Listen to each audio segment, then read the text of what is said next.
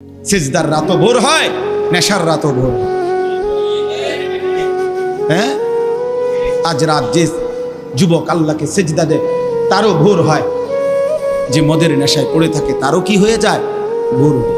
স্বার্থপর এই দুনিয়া যুবক, নওজওয়ান মনে রাখো, স্বার্থপর এই দুনিয়া কারো কথা মনে রাখে না, কারো জন্য থেমে থাকে না।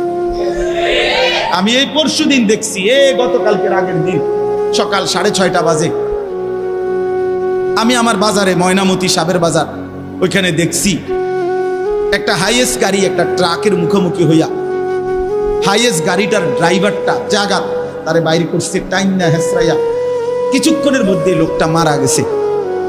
আমি একটা জিনিস খেয়াল করছি, অনেকক্ষণ তাকাইয়া আমার সাথে ড্রাইভারের আমি বললাম, কি স্বার্থপর এই দুনিয়া, একটা গাড়ি কেউ তার জন্য থামলো না, কারো হাতে সময় নাই, সবাই হরন দিয়া সাইড করে এমনে হেমনে করে সব চলে যায়, কোনো ড্রাইভারও থামে না বন্ধু, যে একটা লোক তো মরে গেছে, আরে মরে গেছে, তুই মরে গেছ, আমার হাতে সময় নেই।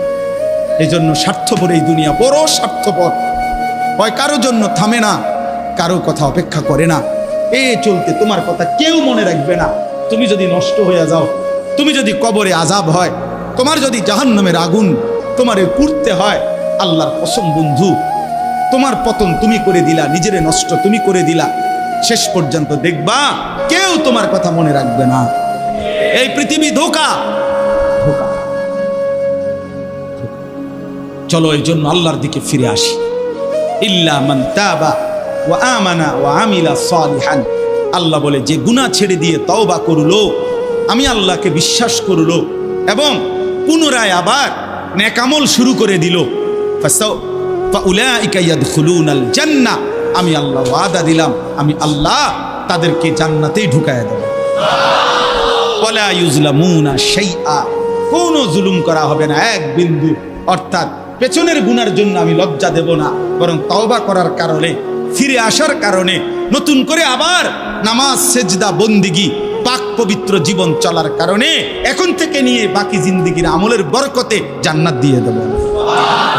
এই জন্য প্রিয় সন্তান, প্রিয় কিশোর, নওজওয়ান, যুবক, চলো ইনশাআল্লাহ বদলাইবার সিদ্ধান্ত নেই। সবাই এই পরিমাণ শাহওয়াত, এই পরিমাণ অবৈধ কামনা বাসনা, নারী ছবি, অশ্লীলতা, বেহায়াপনাতে মাতাল হয়ে গেছে বন্ধু চারিদিকে, সমাজের চারিদিকে।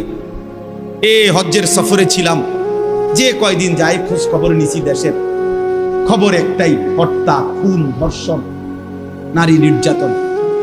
আর সবচেয়ে আশ্চর্যের কথা হলো, আমি মনে হয় আমার এই ছোট্ট হায়াতে গত 30 বছরে আমি যেই কথাটা এতবার শুনি নাই, গত 2 মাসে বারবারই শুনি চারিদিকে পরকিয়া। এটা এই পরিমাণ সমাজে বেড়ে গেছে, অসভ্যতা, যে স্বামী থাকতো নারী অন্য পুরুষের প্রতি আসক্ত, স্ত্রী থাকতো ওই জানোয়ার অন্য নারীতে আসক্ত, এটা খুব বেশি পরিমাণ বেড়ে যাচ্ছে, যার কারণে আপনজনকে হত্যা করতে পর্যন্ত লজ্জিত হচ্ছে না। এর চাইতে বড় আশ্চর্য, আশ্চর্য বাংলাদেশে এর চাইতে বড়, এর চাইতে দুর্ধর্ষ হত্যার ঘটনাও 2 দিনে কি হয়ে যায় খবর বোঝা যায়। কিন্তু এখানে কেন বোঝা যাচ্ছে না? বোঝা যাচ্ছে এটা স্পষ্ট, আপনজনের এটা ধামাচাপা দেওয়ার জন্য সব রকমের প্রসেসিং করা হচ্ছে, সব প্রসেসিং করা হচ্ছে। অসহায় ইমাম মুয়াজ্জিনকে বেইজ্জতি কেউ করতে পারে নাই, কোন আলেমে দ্বীন ইনশাআল্লাহ বেইজ্জতি হবেও না ইনশাআল্লাহ। মনে রেখে, মনে রেখে, গতকালকে রাত্রেও আমাদের কুমিল্লায় গত 3 মাস আগে একজন আলেমে দ্বীনকে একজন প্রিন্সিপাল বেইজ্জতি করছিল, অপমান করে সামান্য অজুহাতে মসজিদ থেকে বিদায় করে দিছিল। ওই কলেজের ছেলেরা গতকালকে রাত্রে ওই মসজিদের ভিতরে ঢুকাইয়া 9 ঘন্টা আটকাইয়া তারে, তার হাতে ছাত্রদের উপস্থিতিতে তারে পদত্যাগ পত্র দিয়া ঘাট ধরে কলেজ থেকে বের করে দিছে। আল্লাহ তাআলা বেইজ্জতি করে দেখায় দিছে। ছাত্ররা বলছে, স্যার সই দেন, আপনারে 50 টাকা দিব। মানে 50 টাকা, 100 টাকার লোভ সামলাইতে পারেন নাই, নেন। পদত্যাগপত্র সই দেন। এই জন্য দোস্ত, নারীর আসক্তি, জিনা, বেবিচার, পরকীয়া, অসভ্যতা, যুবক ভাই তোমরা বাঁচতে হবে।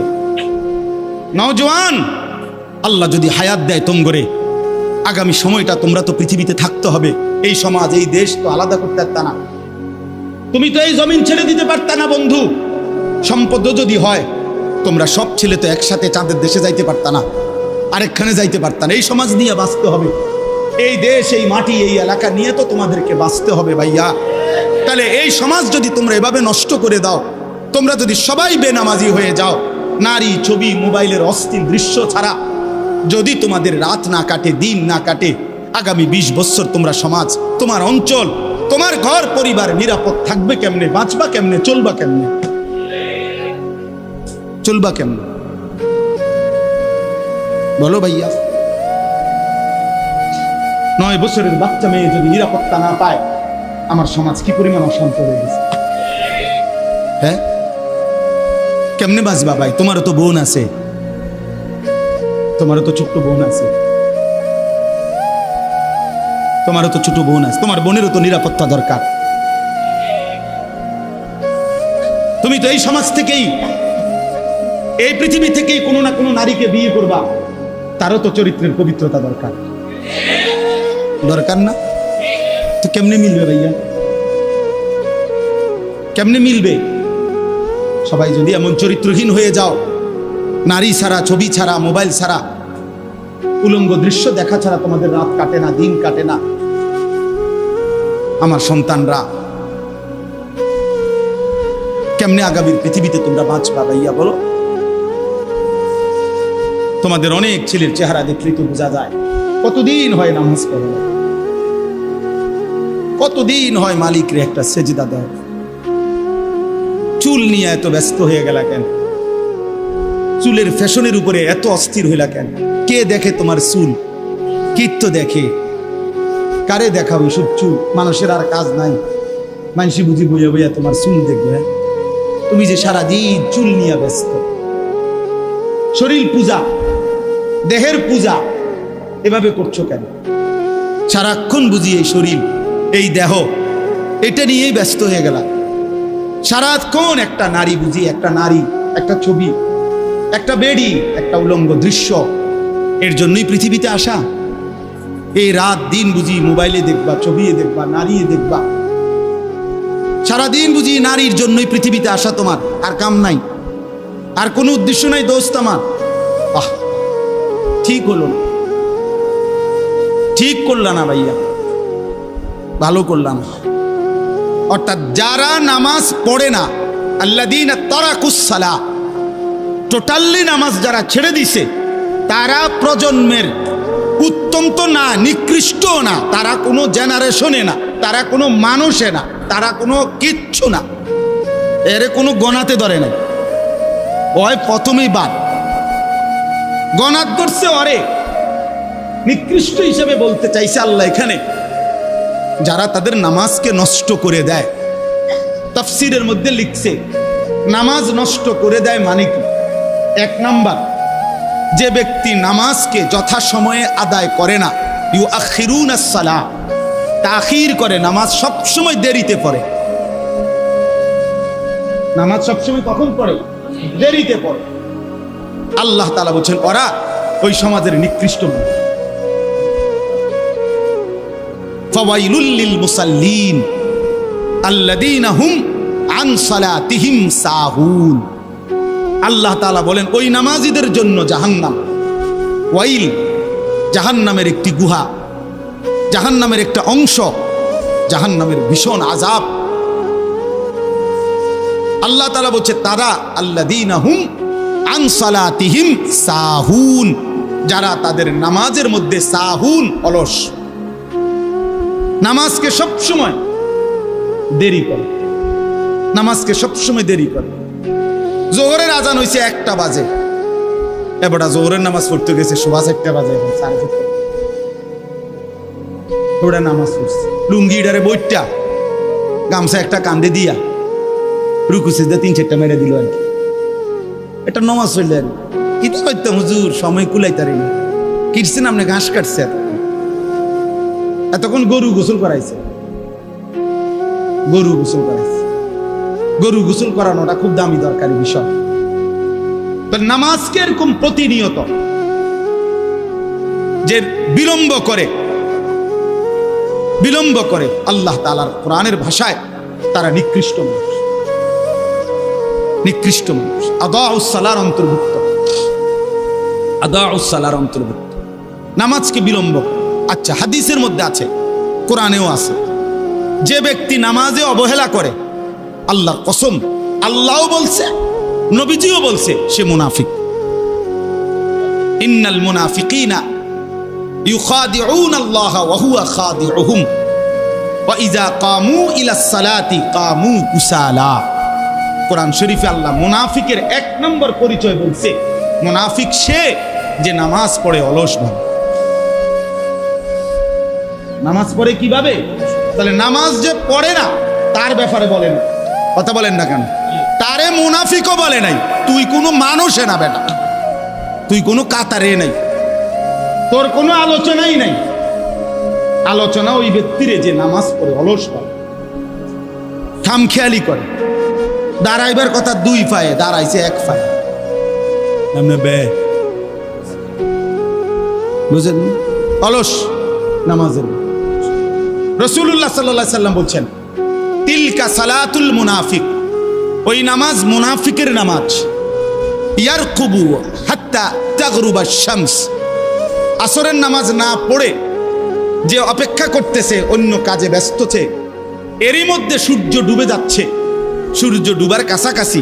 হাত্তা কানাত বাইনা কারনাই শয়তান, সূর্য ডুবার সময়ে শয়তান তার দুই শিং সূর্যের পাশে বাড়াইয়া দেয়। আল্লাহ নবী সাল্লাল্লাহু আলাইহি সাল্লাম বলেন, কামা ফানাক্কারা আরবাআন, সূর্য ডুবে যায়, এই সময় ওই আসরের নামাজের জন্য দাঁড়াইয়া 4 রাকাতে যেন 4টা ঠুক্কর মারছে। লা ইয়াযকুরুল্লাহ ইল্লা কালিলা, ঠিক মতো তাসবিহগুলো নামাজের আদায় করে নাই। রাসূল বলছে 3 বার, ওইটা মুনাফিকের নামাজ, মুনাফিকের নামাজ, মুনাফিকের নামাজ, মুনাফিকের নামাজ। তোর মতো নিকৃষ্ট নির্লজ্জ বেহায়া আল্লাহর জমিনে তো কোনো কুত্তাও হয় না, কোন কুত্তাও তো এরকম হইতে পারে না। কুত্তাও যদি আল্লাহ তাআলা সেজদার হুকুম দিত তো সে দিত, তাকে তো আল্লাহ সেজদার হুকুম দেয় নাই, এই জন্য সে সেজদা দেয় না। তুমি নাফরমানের তো আল্লাহ সেজদার হুকুম দিছিল, দিলা না কেন? তোমার তুলনা তো জানোয়ারের সাথেও হয় না।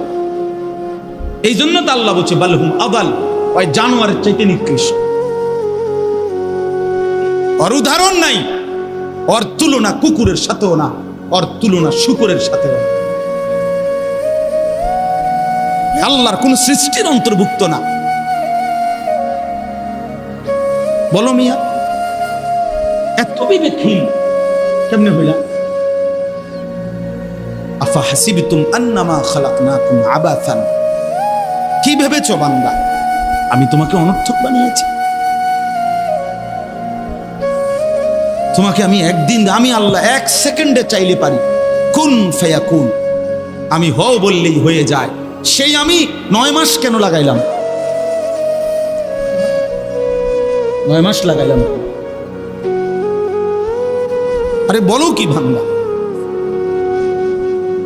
নিজ হাতে খালাকতুহু বিয়াদিয়া, আল্লাহ বলেন আমি আমার নিজ কুদরতি হাতে আমার বান্দাকে আমি বানাইছি, আমি বানাইছি। বড় যত্ন করে 1 ফোঁটা নাপাক পানির মধ্যে এত চমৎকার ডিজাইন পৃথিবীর কেউ কল্পনাও করতে পারে না। ইন্না খালাকনাল ইনসানা মিন নুতফাতিন আমশাজ, বীর্যের 1 ফোঁটা থেকে আমি আল্লাহ তাআলা মানুষকে বানিয়েছি। এত সুন্দর চমৎকার নাক কান ডিজাইন। কোন পানির 1 ফোঁটার উপরে, 1 ফোঁটা পানির মধ্যে কেউ কোনো ডিজাইন করুক, কি দিয়ে করবে? পানির উপরে ডিজাইন করে কেমনে? আবার রব্বুল আলামিন বলে সেই পানির নাপাক ফোঁটা দুর্গন্ধযুক্ত, আমি তার মধ্যে এমন সুন্দর একটা ডিজাইন করেছি।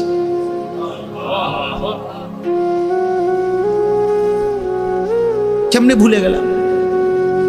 মা গাররাকা বিরাব্বিকাল কারীম, আমার মতো মেহেরবান দয়ালু মাওলা 24 ঘন্টা যে তোমাকে অজস্র অগণিত নিয়ামত দিচ্ছি, এই আসমান জমিন, এই চাঁদ সূরজ আলো বাতাস,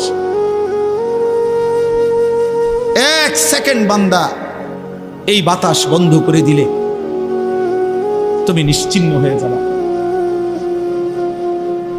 তুমি এই পৃথিবীতে নিঃশ্বাস ত্যাগ করে মৃত্যুবরণ করবা।